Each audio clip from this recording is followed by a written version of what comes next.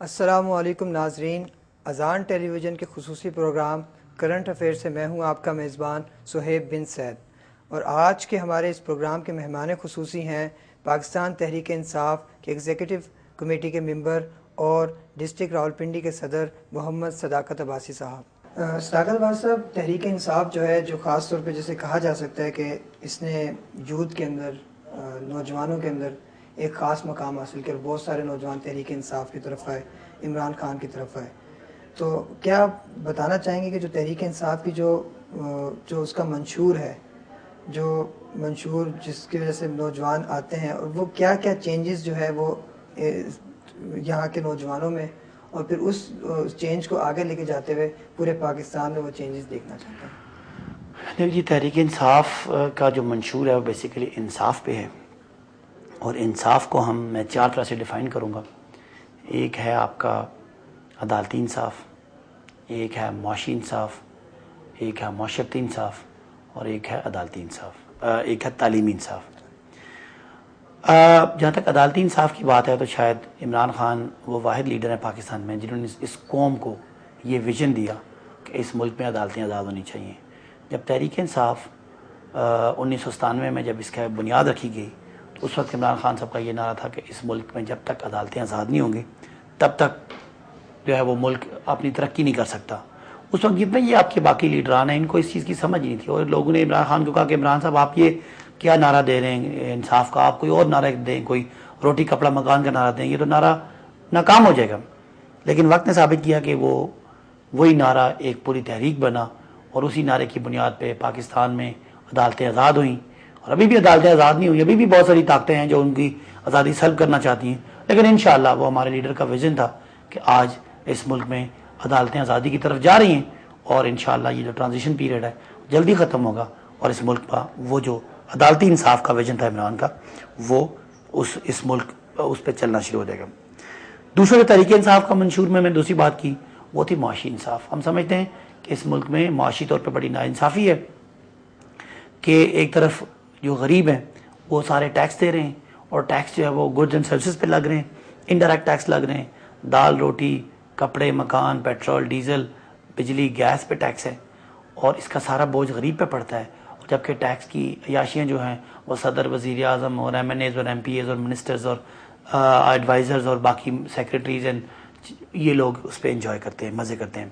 جبکہ دنیا میں نظام یہ ہے کہ امیر آدمی ٹیکس دیتا ہے اور غریب آدمی کو اس کا فائدہ ملتا ہے۔ پاکستان میں یہ اپوزٹ ہے، پاکستان میں یہ بالکل متضاد ہے کہ غریب آدمی ٹیکس دیتا ہے اور غریب آدمی ٹیکس دے کے امیر آدمی کو اس کی ضرورتیں پوری کرتا ہے۔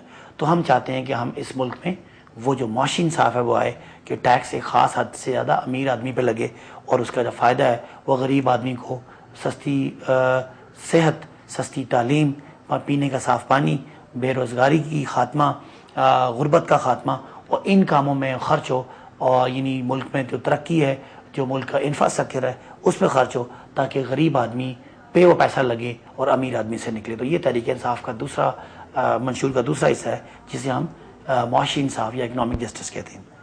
تیسرا جو ہمارا انصاف ہے وہ ہم تعلیمی انصاف کی بات کرتے ہیں۔ ہماری پارٹی کا یہ موقف ہے کہ پاکستان میں جو تعلیمی نظام ہے وہ صرف امیر آدمی کو امیر کرتا ہے اور غریب کو غریب کرتا ہے۔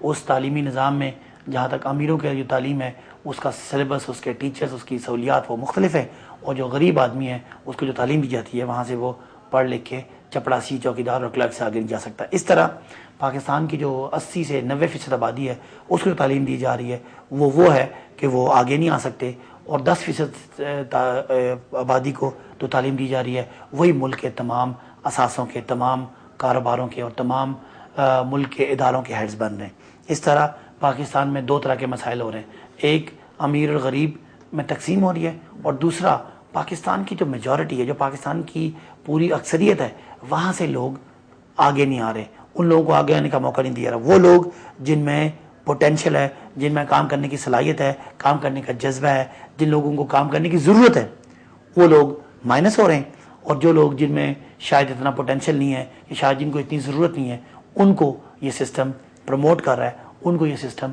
آگے لا رہا ہے۔ لہٰذا پاکستان میں لیڈرشپ کا جو فقدان کی وجہ یہ ہے کہ غریب اور متوسط طبقے کو اس تعلیمی نظام کی وجہ سے مائنس کر دیا جاتا ہے۔ لہٰذا پاکستان کا جو اقتدار ہے وہ کسی طرح کا پرائیویٹ پبلک سیکٹر گورنمنٹ آپ کے کوئی بھی ادارہ لے لیں, کوئی بھی فیلڈ لے لیں, کوئی بھی واک آف لائف لے لیں, وہاں پہ ان امیر لوگوں کے بچے آگے آ رہے ہیں اور غریب لوگوں کو اس چیز سے نکالا جا رہا ہے. تو تحریک انصاف چاہتی ہے کہ اس ملک میں وہ انصاف, تعلیمی انصاف لایا جائے, جہاں حکومت تعلیمی نظام کو ایک طرح کرے, جو گورنمنٹ کا نظام تعلیم ہے اس پہ بہت پیسے خرچ کیے جائیں اور اس کو اتنا اوپر لایا جائے کہ پاکستان کی جو قیادت ہے وہ پاکستان کے 100% لوگوں سے چوائس ہو, نہ کہ محدود لوگوں سے چوائس ہو. یہ ہمیں تھا تعلیمی انصاف.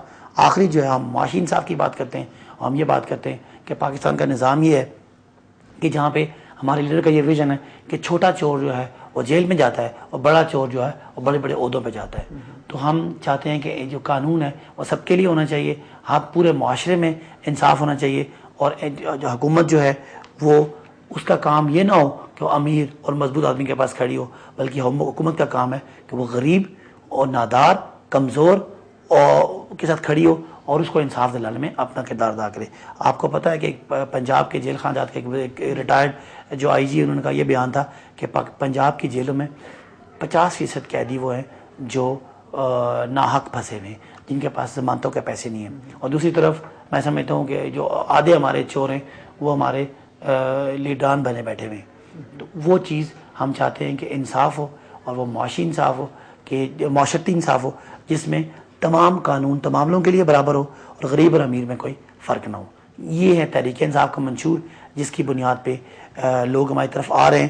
اور ہمارے جو لیڈر جو ہے انہوں نے پالیٹکس میں 13 سال گزارے ہیں, کوئی عہدہ نہیں لیا, کوئی بارات نہیں لی, کوئی کمیٹی کا چیئرمین نہیں بنے, صرف اس لیے کہ اس ملک کے نظام کو تبدیل کرنا ہے.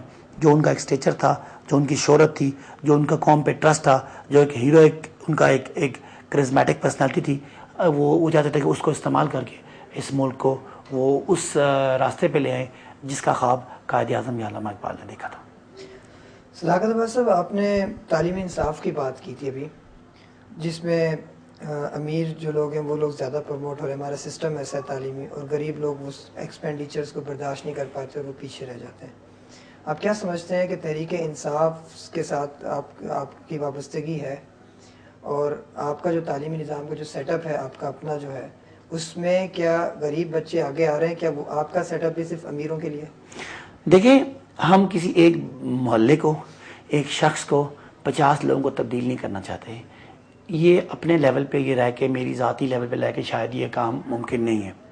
ہم تو یہ نظام بدلنا چاہتے ہیں. اور جب نظام بدلا جائے گا, جب حکومت جس کے پاس 1500 سے 1800 ارب روپیہ آتا ہے, جب وہ پیسہ لگے گا تو پھر غریبوں کو تعلیم دی جا سکتی ہے. اور سرکاری سطح, جہاں تک میرے اپنی ذات کی بات ہے وہ تو تشہیر کی بات ہے. میں کہوں کہ میں کتنے لوگوں کو یہاں مفت پڑھا رہا ہوں. میں نے اپنا یہ اسکول ہے یہاں پہ اسلام آباد میں ہے, جہاں ہم بڑی اچھی فیسیں لے رہے ہیں. اسی اسکول کی اسی اسٹینڈرڈ کو میں نے مری کے ایک گاؤں میں بھی کھولا ہوا ہے, جہاں میں نے جو اتنے غریب لوگ ہیں ان کو بالکل مفت, اور جتنے امیر لوگ ہیں ان سے فیس لے کے کرتے ہیں وہ. لیکن وہ کتنا لوگوں میں اس کا فائدہ کتنا لوگوں کو ہوگا؟ 200-400 کو. ہم تو کروڑوں کی بات کرتے ہیں. تو یہ ذاتی جو میرا کاروبار ہے, یہ بھی شاید اسی مجھے اس بات کی سمجھ ہی تب آئی ہے کہ جب میں نے میری خود تعلیم جو ہے وہ سرکاری نظام سے ہے. یہاں میں آ کے جو سسٹم کو چلا رہا ہوں یہ وہ پرائیویٹ سیٹ اپ ہے. تو یہ مجھے اس کا فرق بھی سمجھ آیا. دوسری بات یہ کہ یہ انسان نے اپنی روزی روٹی کمانے کے لیے ایک ذاتی انڈیویجول لیول پہ یہ کاروبار کر رہے ہیں. ہم اس کاروبار کے پرائیویٹ سیٹ اپ کے خلاف نہیں ہیں. ہمارا یہ ہماری پارٹی کا یہ مینیفیسٹو ہے کہ یہ جو تبدیلی ہے یہ نہیں کہ آپ پرائیویٹ سیکٹر کو ختم کر دیں. ہم چاہتے ہیں کہ گورنمنٹ سیکٹر کو اتنا اوپر لے کر آئیں کہ پرائیویٹ اور گورنمنٹ میں فرق ختم ہو جائے. تو یہ جو آپ بات کی یہ تو میں ذاتی طور پہ کر رہا ہوں, اور جو اس میں ممکن ہے میری فیملی, ہم ایک مدرسہ چلا رہے ہیں جہاں پہ ہم اچھی بڑی تعداد میں بچیوں کو فری تعلیم دے رہے ہیں, دنیاوی اور دینی, ان کے تمام اخراجات بھی برداشت کر رہے ہیں. اور ساتھ ساتھ میں اس اسکول کی ایک برانچ میں نے اپنے گاؤں میں بھی کھولی ہوئی ہے. لیکن بہرحال وچ از ناٹ سفیشینٹ. اللہ مجھے اور حوصلہ دے تو میں یہ اپنے پیسے سے کروں. عمران خان نے بھی اپنے پیسے سے اپنا نمل یونیورسٹی کھولی ہوئی ہے, لیکن وہ کافی نہیں ہے. شوکت خانہ بھی کافی نہیں ہے. ہم کہتے ہیں اگر گورنمنٹ ہمارے پاس آئے تو ہم اس طرح کے شوکت خانہ کے ٹائپ کے 20 اسپتال پاکستان میں کھول دیں, اور نمل کی طرح کی 50 یونیورسٹیاں پاکستان میں کھول دیں. وہ تو عمران خان صاحب نے اپنے وسائل سے یا اپنے دوستوں کے سے کیا, جس طرح میں نے کیا. تو یہ کوئی حل نہیں ہے مسئلے کا.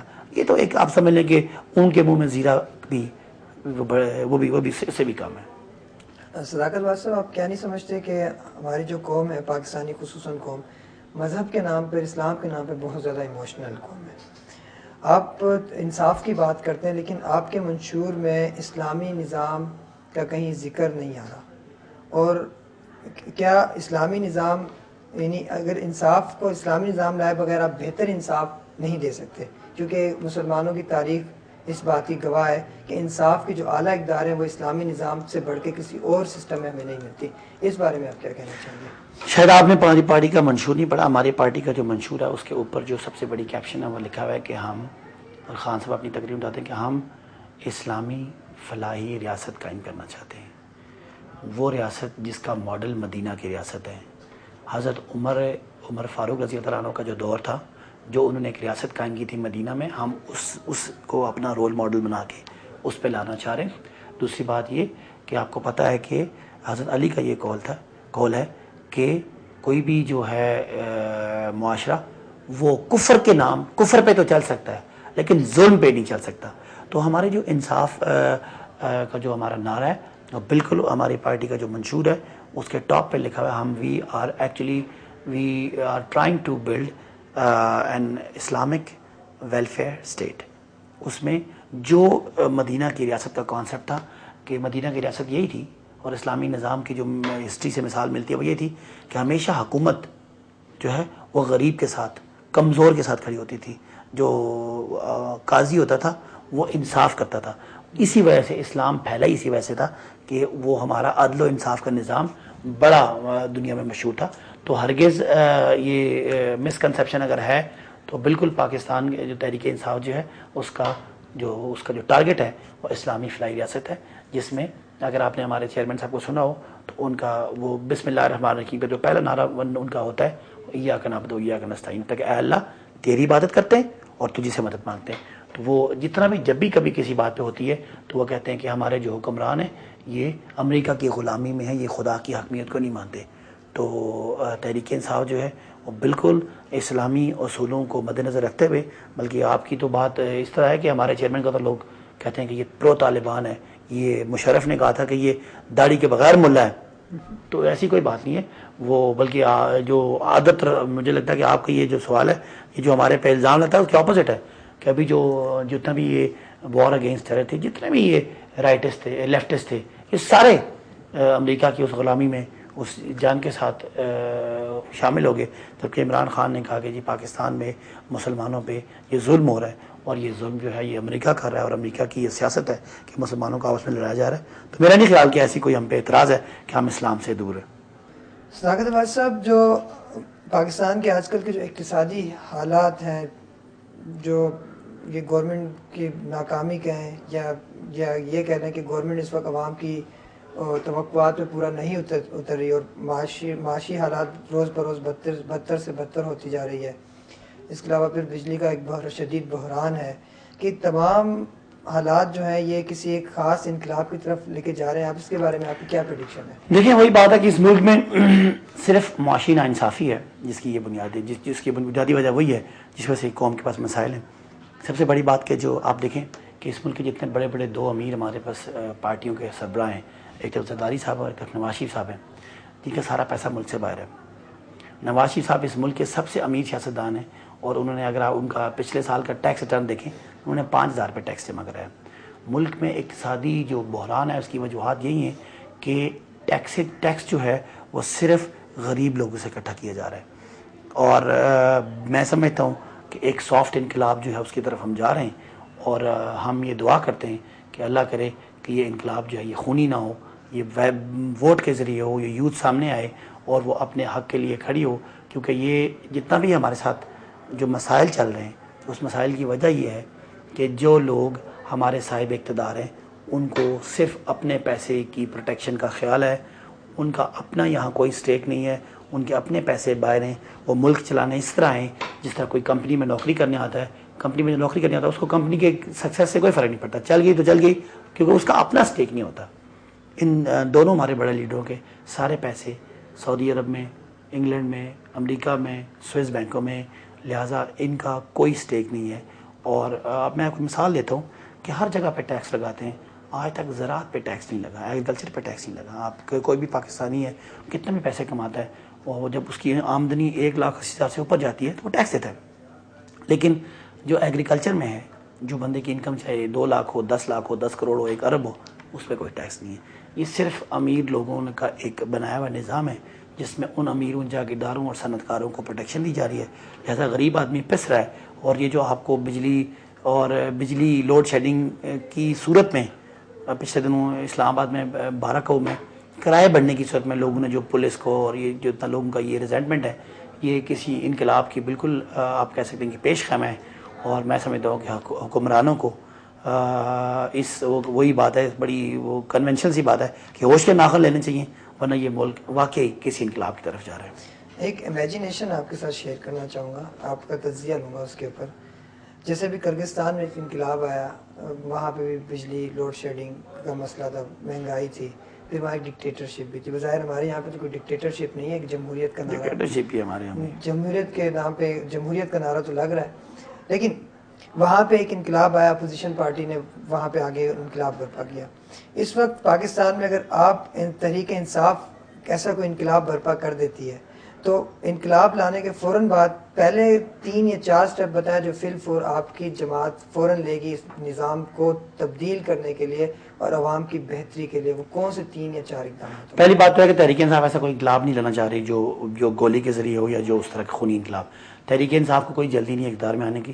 ہم لوگ 13 سال سے اسٹرگل کر رہے ہیں جیسے آپ کو بتایا, اور ہمیں بڑی بڑی آفریں بھی ہوئی اسٹیبلشمنٹ کی طرف سے بھی, پارٹیوں کی طرف سے بھی, مختلف پارٹیوں نے الائنس بھی کی ہے. لیکن ہم اپنے لائن پہ کھڑے, ہم کسی اس طرح کے انقلاب کی نہ سپورٹ کریں گے اور نہ اس کے ساتھ جائیں گے اور نہ اس طرح کے انقلاب لائیں گے. ہم انقلاب لائیں گے تو ووٹ کے ذریعے لائیں گے. تو ہم نے کیا کرنا ہے امیجیٹ, سب سے پہلی بات, اگر ہمیں انقلاب ہمیں حکومت ملتی ہے کسی طرح سے بھی, ہم نے پہلا یہ کرنا ہے کہ جو آپ کا ایجوکیشن کا بجٹ ہے اس کو ہم نے ایمرجنسی ڈکلیئر کر کے 15 سے 20% بجٹ ہمارا ایجوکیشن پہ جائے گا, تاکہ اگلے 3 سے 4 سال جو ہے نا وہ آپ کا پورا قوم اٹھ کھڑی ہو جائے. پہلی 4 سال نہ صحیح 5 سال 7 سال میں قوم کھڑی ہو جائے. دوسرا جو ہم نے کرنا ہے, جو کہ ہمارے چیئرمین جو ہے ان کا سارا پیسہ, انہوں نے سارا پیسہ پوری دنیا سے کمایا اور رکھا پاکستان میں, اور آج بھی شوکت خانم کے نام پہ عمران خان صاحب کو 1 سال میں 160 کروڑ روپیہ ملتا ہے چندہ. عمران خان صاحب نے جو بھی ان کی پارٹی کے لوگوں نے سب کا پیسہ پاکستان میں لا کے لوگوں سے ریکویسٹ کرنی ہے کہ سارے پاکستانی درخواست کریں گے, اپیل کریں گے جا کے بیٹھ کے اپنا پیسہ پاکستان میں رکھیں.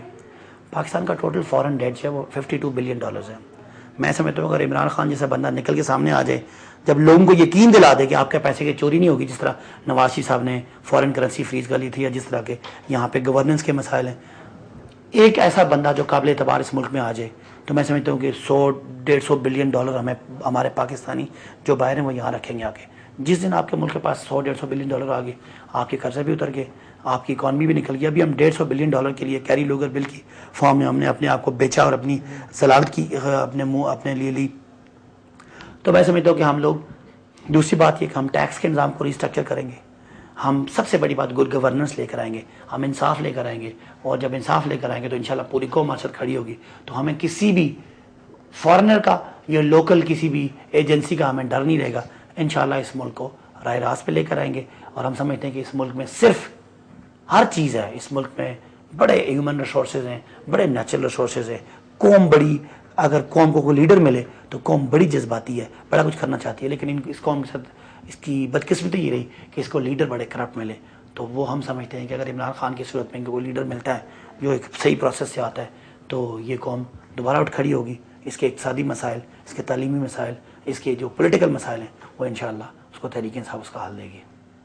دیکھیں صداقت عباس صاحب, آپ نے معاشی حالت کی بہتری کے لیے بھی بات کی, تو آپ نہیں سمجھتے کہ جب تک پاکستان میں سودی نظام رہے گا تو ہمارے معاشی حالات بہتر نہیں ہو سکتے؟ دیکھیں میں چونکہ خود اس فیلڈ کا ایکسپرٹ ہوں کہ سودی نظام جو ہے وہ جو اس کا آلٹرنیٹیو ہے انٹرسٹ فری بینکنگ میں, وہ آپ کا مضاربہ, مشارکہ, بے مؤجل, بے سلم, یہ جو سارے آلٹرنیٹیوز ہیں یہ انڈر پروسیس ہیں. اور میں سمجھتا ہوں کہ چونکہ میں اکنامکس کا اسٹوڈنٹ بھی ہوں تو جتنے یہ آلٹرنیٹیوز ہیں ان کو ابھی تھوڑا سا اور ٹائم لگنا ہے. میں سمجھتا ہوں کہ ان دا لانگ رن اگر ہمارے جو اکنامک ایکسپرٹس ہیں یہ اس نظام کو گریجولی چینج کرنا چاہیں تو اس میں کوئی مسئلہ نہیں ہے. باقی چونکہ پاکستان اکنامکلی اتنا اسٹرانگ ملک نہیں ہے کہ مسلم ورلڈ کو اکنامکلی لیڈ کر سکے, تو میں سمجھتا ہوں کہ ہمیں ویٹ اینڈ سی کر کے جو سودی نظام ہے اس کے جتنا ڈس ایڈوانٹیجز ہیں ان کو نکال کے تو بالکل ہم اس کو پیوریفائی کر سکتے ہیں. اور لیکن میں دوبارہ سے کہوں گا کہ پاکستان چونکہ اس وقت بہت کرٹیکل پوزیشن میں ہے, تو پاکستان میں شاید ہم بہت بڑا ایکسپیریمنٹیشن نہیں کر سکتے, لیکن جو چیزیں دنیا میں سیٹ ہیں ان کو اڈاپٹ کر سکتے ہیں اور گریجولی ہم اس نظام کو بھی اسلامی نظام کی طرف لے جا سکتے ہیں. عباس صاحب, کچھ حلقوں کی طرف سے یہ بات بھی سامنے آتی ہے کہ تحریک انصاف میں عمران خان ہے صرف جو پارٹی کو منظم انداز سے آگے چلا رہے ہیں, اور ان کے بعد لیڈرشپ کوئی نہیں ہے, یا یوں کہہ لیں کہ تحریک انصاف کے اندر لیڈرشپ کا فقدان ہے. آپ کا اس بارے میں کیا خیال ہے؟ دیکھیں, یہ بات صحیح ہے کہ تحریک انصاف میں عمران خان کی قد کا کوئی لیڈر دوسرا نہیں ہے, اور میں تو سمجھتا ہوں کہ پاکستان میں ہی کوئی نہیں ہے. لیکن بہرحال جو تحریک انصاف کا جو لوگوں کا ایک پرسیپشن ہے, لوگ لیڈر کسے سمجھتے ہیں؟ لوگ اسے سمجھتے ہیں کہ جو میڈیا میں آ کے بولتا ہے, جس کو پبلک پہچانتی ہے. لیڈر کی ڈیفینیشن پاکستان میں یہ ہے. حالانکہ اگر آپ تحریک انصاف کی سینٹرل ایگزیکٹو کمیٹی کے جو لوگ ہیں ان کا اگر آپ پروفائل چیک کریں تو ان میں سارے بڑے ایکسپیرینس لوگ ہیں, بڑے اپنے اپنے فیلڈ کے ایکسپرٹ ہیں. اگر آپ نے کبھی حامد خان کا نام سنا ہو تو حامد خان جو لائرز موومنٹ میں بڑے ایکٹیو بلکہ بڑے لیڈنگ رول میں ہیں, وہ ہمارے تحریک انصاف کے سینئر وائس پریزیڈنٹ ہیں. اس طرح اور بہت سارے لوگ ہیں جن کو آپ لوگ جانتے ہیں, اس لیے نہیں ہے کہ وہ میڈیا کے حوالے سے اتنا ان نہیں ہے, اور چونکہ وہ پولیٹیکل فگرز اس طرح نہیں ہے کہ جس طرح کے دو ہی باتیں ہیں. اگر تحریک انصاف پولیٹیکل لوگوں کو لے کے آتی ہے تو لوگ کہتے ہیں جی آپ اپنے دوسری پارٹیوں کے لوگ اکٹھے کر رہے ہیں, اگر نہیں لے کے آتی تو بھی لوگ کرٹیسزم کرتے. میں سمجھتا ہوں کہ بات یہ ہے کہ تحریک انصاف جس منشور پہ اور جس نظریے پہ چل رہی ہے نا, اس نظریے پہ آپ کا پاکستانی جو سیاستدان ہیں, جو پاکستانی سیاست کے جو چیمپئن ہیں, وہ اس نظریے پہ آنے کے لیے ابھی تک تیار نہیں ہیں. تو وہ لوگ فی الفور اپنے ذاتی مفاد میں, منسٹریوں میں اور ان چکروں میں پڑ جاتے ہیں. آپ دیکھیں یہاں پہ کچھ پارٹیاں ایسی ہیں جو حکومت آتی ہے اس میں موجود ہوتے ہیں. مطلب آپ اگر مولانا فضل الرحمان کو دیکھیں تو جو پارٹی جیتی ہے اس ساتھ لگے ہوتے ہیں. ایم کیو ایم کو دیکھیں, جو پارٹی جیتی ہے وہ اس میں پہنچ جاتے ہیں. تو پھر جب وہ ایک انسان ایک منسٹر ہوتا ہے یا ایم این اے ہوتا ہے تو اس کو پھر وہ میڈیا پروجیکشن ملتی ہے, لوگ اس کو جانتے ہوتے ہیں. اس کا مطلب یہ نہیں ہے کہ وہ لوگ کو بہت بڑا لیڈر ہے یا ان کے پاس بہت بڑا ویژن ہے یا بہت بڑا نالج ہے, ایسی بات نہیں ہے. تحریک انصاف چونکہ آئیڈیا یہ ہے کہ ہم چینج لانا چاہ رہے ہیں, اور چینج لانے کے لیے آپ کو نئے لوگوں کو, نئے چہروں کو انٹروڈیوس کرانا ہے. تو اس وجہ سے شاید لوگوں کا یہ اعتراض ہے. اور میرا خیال ہے کہ اب آہستہ آہستہ اگر آپ میڈیا پہ دیکھیں, ہمارے ڈاکٹر عارف الوی صاحب ہیں, وہ ہر روز کسی نہ کسی ٹاک شو پہ آ رہے ہیں. ہمارے عمر چیمہ صاحب ہیں, باقی لوگ ہیں جو اب میڈیا کی طرف آ رہے ہیں. کیونکہ پارٹی بھی ہماری کوئی اتنی زیادہ لمبے عرصے کی نہیں ہے, یا ہم نے کبھی اسٹیبلشمنٹ کا حصہ نہیں بنے, تو شاید اس وجہ سے لوگوں کی یہ پرسیپشن ہے. لیکن چونکہ اگر پارٹی کو انسائڈ جانے تو ایسی کوئی بات نہیں ہے. بہت سارے قابل لوگ جو بہت سارا جن کے پاس ایکسپیرینس ہے, اپنا نالج ہے, پوٹینشیل ہے, وہ اس پارٹی کے اندر ہیں, اور وہ لوگ جو مخلص ہیں اس ملک کے ساتھ وہ ہیں. بہرحال جو آپ کے روایتی سیاستدان ہیں وہ ہم ان کو ڈسکریج بھی کرتے ہیں اور ہم اکٹھا کرنا بھی نہیں چاہتے. عباس صاحب, نظام تعلیم کو بدلنے کے بارے میں آپ نے بات کی, جو آپ نے کہا کہ ہم اگر اقتدار میں آتے ہیں, ووٹ لے کے آتے ہیں, عوام سے منتخب ہو کر آتے ہیں, تو ہم نظام تعلیم کو بھی بدلیں گے. اور آپ نے اس میں کہا کہ ہم نظام تعلیم کا بجٹ بڑھائیں گے. تو آپ کا کیا نہیں خیال کہ پچھلی جتنی بھی گورنمنٹس گزری ہیں انہوں نے نظام تعلیم میں صرف بجٹ بڑھائے؟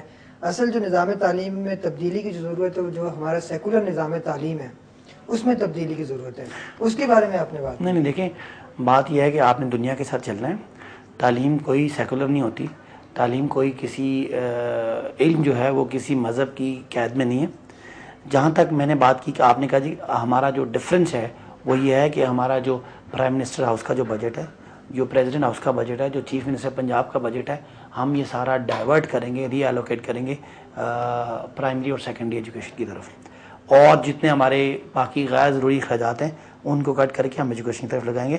تو ایسی کوئی بات نہیں ہے. اگر آپ دیکھ رہے ہوں تو پچھلے جنرل مشرف کے دور میں انہوں نے تھوڑا سا بجٹ بڑھایا تھا ہائر ایجوکیشن کا, ڈاکٹر طاہر الرحمان کے ذریعے.